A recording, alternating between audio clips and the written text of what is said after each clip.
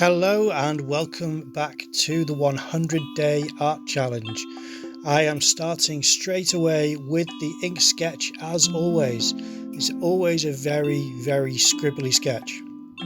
I did notice that this is a consistent technique that I've had for this portraits section of the art challenge, and I never draw like this when I'm not making these types of portraits. I never do ink sketches that are very scratchy like this, so I don't know what it is about this challenge or this medium. I don't know what it is about just this situation which makes me draw in this way. I really don't draw often with tiny little feathered marks like I do in these videos. But with that aside, this portrait is an interesting one. I think it's quite an interesting face, and it turns out quite different than the sketch. The finish covers up a lot of what you see as the features there, which I don't necessarily think is a bad thing. What I'm doing here is I'm looking at the reference and I'm looking through certain aspects of the image where it's quite tonally dark, and I'm seeing where the features of the face are. I'm talking specifically about the eyes because I know those get covered a lot with how dark the sunglasses are, but here they just look like big broad glasses, and a lot of this gets covered up.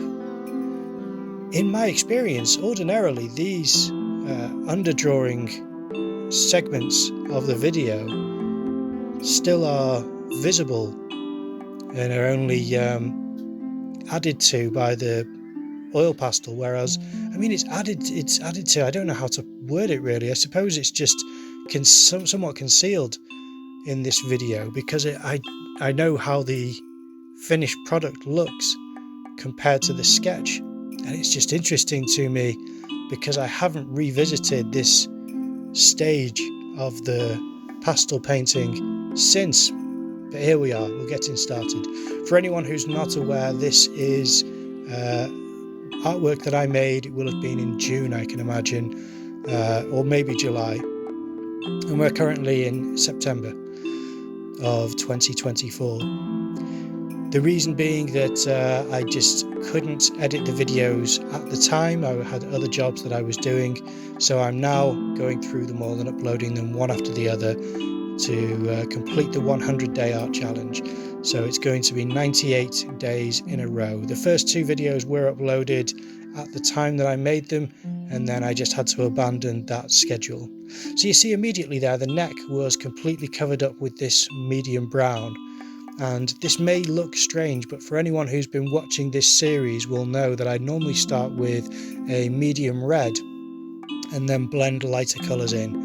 So that's pretty much what I'm doing here, is I'm starting with a medium brown, and then I mix in a dark pink, and then I get a slightly lighter pink. And this is just what I do. This is my method when it comes to using oil pastels, is to lay down a dark colour and then a dark mid-tone and then a light mid-tone and progressively go lighter.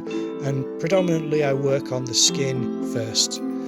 With a lot of the portraits I've been making lately, it's been reds and pinks, so it's nice to work on skin that has a different colour to it, just because you can play with the colours available with the oil pastels and see what happens. It makes it feel a little bit more experimental again, and sometimes when I've used these pastels to make portraits so often, a lot of the guesswork is taken out of it because I become quite familiar with how the pastels work. And for this face, I can tell already that I'm feeling my way through what does and doesn't work, and trying to figure out what I want for a finished product. Now here you can see what I mean with the sunglasses. I have covered up the eyes completely, so all of that drawing underneath was unnecessary, because whatever I do in the sunglasses I will be doing somewhat blind, because I won't be able to see the underdrawing in there. The darker the sunglasses is correct, but I think I in hindsight would have probably laid down a lighter colour than black, so that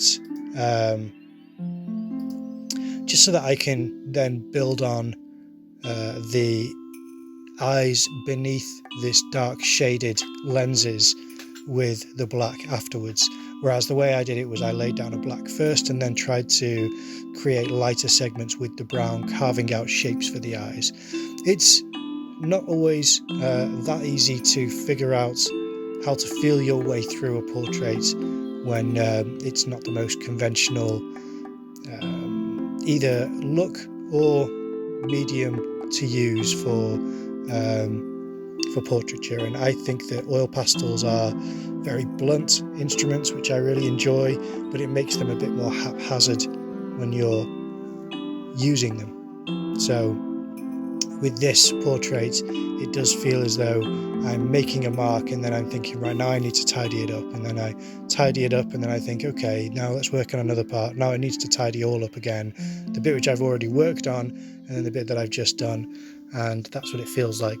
But it's what makes this really valuable is that it has lots of different things to offer in this portrait that I don't have in others. The challenges that come with trying to feel my way through how to describe this person that I have in front of me as a reference, and also certain aspects of this person's features that just aren't included in other portraits. The colour of the hair and the skin on the face to the neck is something which I just don't think I've done in other portraits, and I really appreciate that type of variation with these portraits that I've been making. I think it adds quite a nice diverse selection, which is always interesting afterwards. If everyone was done in the same colours, it would be relying on face shape and expression to differentiate them, but because there are subtleties in the skin colour as well, it just adds another layer of complexity to the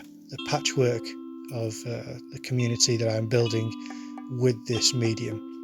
I should say as well that this is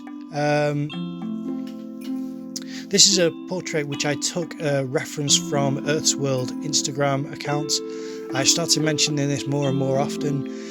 I will include a link in the description. That is their accounts there, which I'm showing on the screen, but there will be a link in the description in case you want to go and check them out and use any of their references. It's an account full of portrait photography.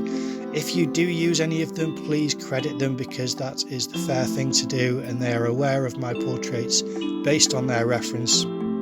They're quite happy with me using them. They like my posts, and I think that type of symbiotic relationship is the healthy way to use other people's source imagery, or other people's imagery for your sources, I should say. And if you look at all the different colours that are going into this portrait, it makes it quite interesting in that way as well. Other portraits I feel are more aesthetically pleasing, but this one has quite an interesting element to how mysterious the character starts to look. It's a level of intrigue as though he could be somewhat of a hitman or a private eye or something like that. Just something a little bit,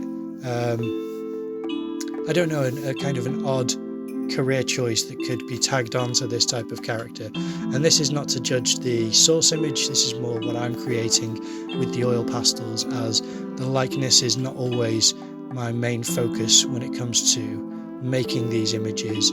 I just like to make an image which is using a sample source to give me a lot of the features, and then I try to make something which just stands out and is interesting to me. It's not always true to what I'm looking at, but I do like certain aspects of this one. I like the hair and how it's all swooped over, the interesting jacket there, and the big mysterious glasses, but that's what makes this one quite unique.